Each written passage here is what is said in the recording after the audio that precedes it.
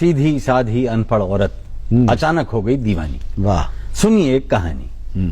हुआ यूं कि दोपहर में डाकिया एक खत लाया। अनपढ़ औरत ने उसी से पढ़वाया तो मन ही मन में खत पढ़कर डाकिये ने पूछा, क्यों री, तेरा आदमी फौज में सिपाही है? बोली हां। 3 साल पहले ब्याही है? बोली हां।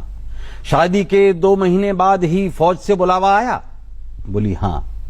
और तब से वो अब तक नहीं आया? बोली हां। तो सुन, ये खत ये बता रहा है कि तेरा सिपहिया आज शाम की गाड़ी से आ रहा है। ये खबर उस औरत के तन बदन में नाचने लगी और खत छीनकर वो बिना पढ़ी लिखी औरत अपनी उंगलियों की पोरों से उसका एक एक आखर बांचने लगी। वाह वाह वाह वाह वाह। खुशी में रोने लगी, कुछ कुछ बोराई सी होने लगी।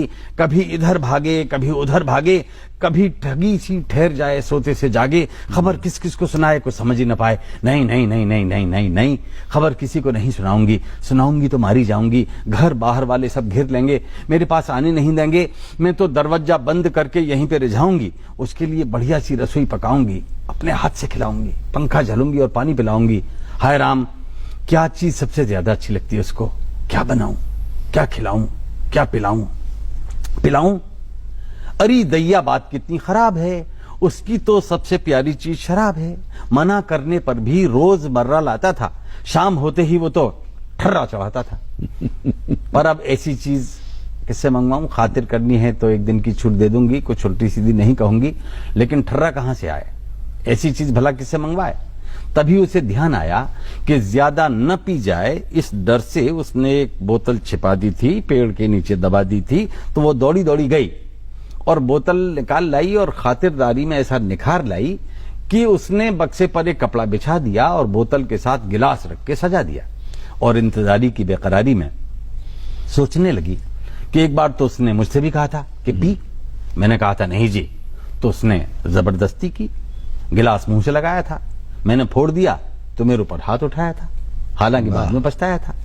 पर आज तो उसकी तमन्ना कर दूंगी पूरी, साथ में उसके मैं भी पीऊंगी और कहूंगी, देखो तुम्हारी तमन्ना मैंने कर दी पूरी, पर आज के बाद से मत लाना ये अंगूरी। प्यार प्यार में मान जाएगा, शायद इसके बाद फिर कभी नहीं लाएगा। और दोस्तों, उसने एक गिलास और सजा दिया बक्से पर। उस दिन बड़ी रुक रुक कर शाम आई। धुक धुक करता दिल धड़का, छुक छुक करती रेल आई। लेकिन सीटी की आवाज सुनते ही वो औरत सिहर गई, क्योंकि एक बात सोचते ही उसकी सारी साधना बिखर गई। अरे, वो तो बोतल के साथ बर्फ भी लाता था, बर्फ के साथ ही ठड़ा चढ़ाता था।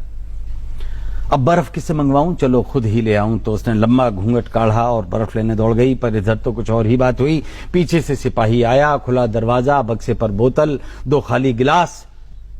देख के चकराया, माथा ठनका, कमजोर मन का वो सिपाही उसे दृश्य कचोट गया और औरत को बदचलन जानकर लौट गया। इधर औरत बर्फ लाई, आते हुए बूटों के निशान, जाते हुए बूटों के निशान, कुछ समझ नहीं पाई। और मित्रों, कहानी खत्म, पैसा हजम। आप कहेंगे इस कहानी में क्या दम, कहानी बेकार है, फालतू सुनाई है, इसमें क्या सार है?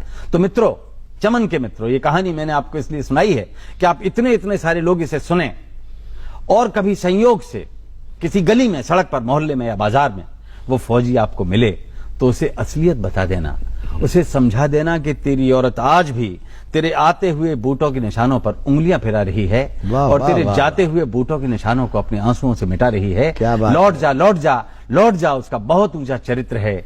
लौट जा मूर्ख, उसकी आस्था तो गंगा से भी ज्यादा पवित्र। वाह वाह वाह, लौट जा। बहुत अच्छी कविता।